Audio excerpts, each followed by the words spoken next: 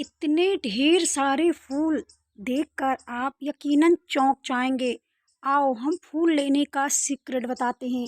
मेरे पौधे में इतने ढेर सारे फूल, इतनी ढेर सारी कलियां क्यों बन रही है और कैसे बन रही है।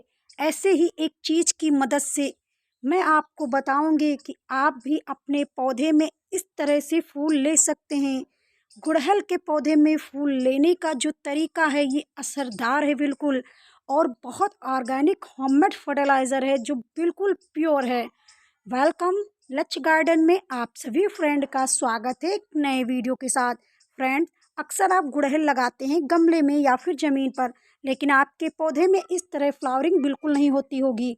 क्यों नहीं होती? क्योंकि आप ऐसे कई माइक्रोन्यूट्रिशन पदार्थ नहीं दे पाते। लेकिन ऐसे ही एक चीज़ की मदद से आप अपने पौधे में ढेरों अनगिनत फूल ले सकते हैं। ये पौधे के लिए वरदान है। अक्सर आपके किचन से ही निकलते हैं और उसे वेस्ट समझकर आप फेंक देते हैं। कुछ ऐसे छिलके हैं जो हमारे लिए वरदान से कम नहीं होते, हमारे पौधे के लिए वो बहुत उपयोगी होते हैं। तो चलिए आज हम बताते हैं गुड़हल में इस तरह फूल लेने का सीक्रेट आपसे। सबसे पहले आप तो गुड़हल का पौधा अगर गमले में लगा रखे हैं या फिर लगाने वाले हैं गुड़हल का पौधा, तो ऐसे स्थान पर लगाएं जहां कम से कम 5 या 6 घंटे धूप जरूर से ज़रूर आती हो। दूसरे नंबर पर अगर आपको ध्यान देना है कि आपके पौधे में जल भराव बिल्कुल नहीं होना है, यानी कि जल का जो ठहराव है बिल्कुल नहीं होना है, बस केवल नमी बनी रहनी चाहिए। नमी बनी रहने से आपके पौधे में इतने फूल आ सकते हैं। तीसरा जो चीज़ है, आपके पौधे में माइक्रोन्यूट्रिशन जैसे पदार्थों की कमी बिल्कुल नहीं होना है। खास तौर पर वे चीज़ें जो आपके फ्लावरिंग लाने में मदद करते हैं, जैसे potassium, phosphorus, calcium, iron, zinc, और यहाँ तक कि नाइट्रोजन की भी भूमिका रहती है। नाइट्रोजन अगर आप अपने पौधे में अधिक मात्रा में देते हैं तो आपके पौधे में पत्तियों का विकास बहुत तेज़ी से होता है, ना कि फूलों का। लेकिन हमारे प्लांट्स के लिए सब चीज़ों की आवश्यकता होती है। तो आज हम ऐसे चीज़ का इस्तेमाल करके आपको बताएंगे और आप इसका उपयोग कैसे करें। चौथी जो चीज़ है आपके पौधे के लिए, गुड़हल के पौधे में जितने भी खराब ब्रांच हों, सूखी टहनियाँ हों, उसको हटा दीजिए। और बसंत ऋतु के बाद अक्सर आप गुड़हल के पौधे की छटाई जरूर करें। लगभग आपको 30% तक छटाई कर देनी है। आप देख सकते हैं मेरे पौधे में आज कितने ढेरों फूल खिले हैं। तो किस कारण खिले हैं? बस इन्हीं सब कारण से खिले हैं।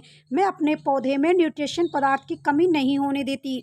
15 दिनों के अंतराल में हर हाल में लिक्विड फर्टिलाइज़र ज़रूर डाल देती हूँ।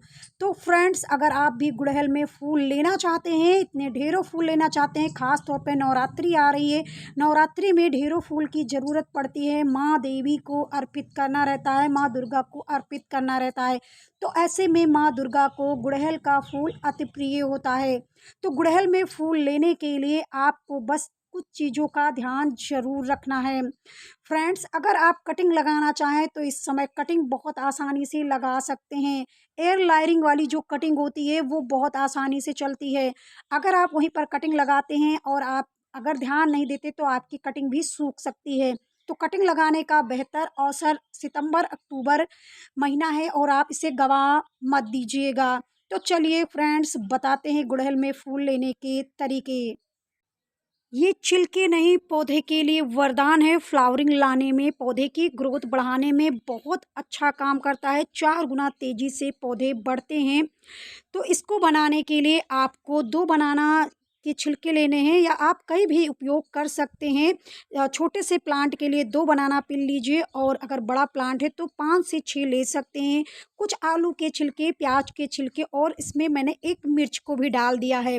अब इसे भिगा करके 48 घंटे के लिए रख देंगे, और रख देने के बाद इसे हम छानेंगे, और छानने के बाद इसे सादे पानी से डाइल्यूट करेंगे।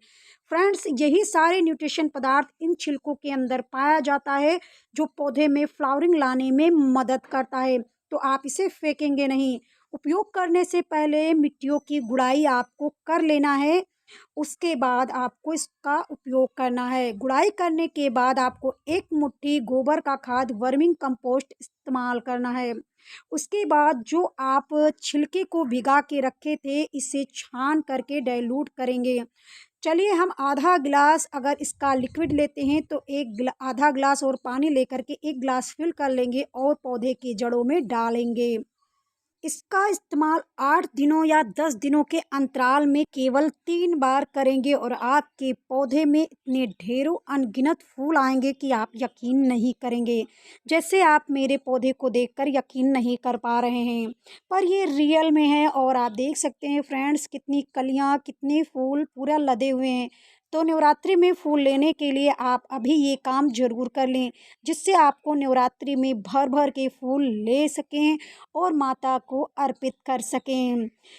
गुड़हल का फूल खूबसूरत फूलों के साथ साथ हमारे घर, गार्डन, बगिया की शोभा ही नहीं बढ़ाता, बल्कि हम कई प्रकार से इसके हेल्थ बेनिफिट के साथ साथ अब बताते हैं कि आपके पौधे में मिलीबग जैसे कीटों का भी अटैक बहुत तेज़ी से होता है।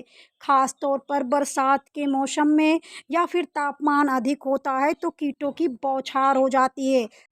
गुड़हल में फूल आना धीरे धीरे बंद हो जाता है, पत्तियां खराब हो जाती हैं क्योंकि मिलीबग आपके तने और फूलों को अच्छे से चूसते रहते हैं।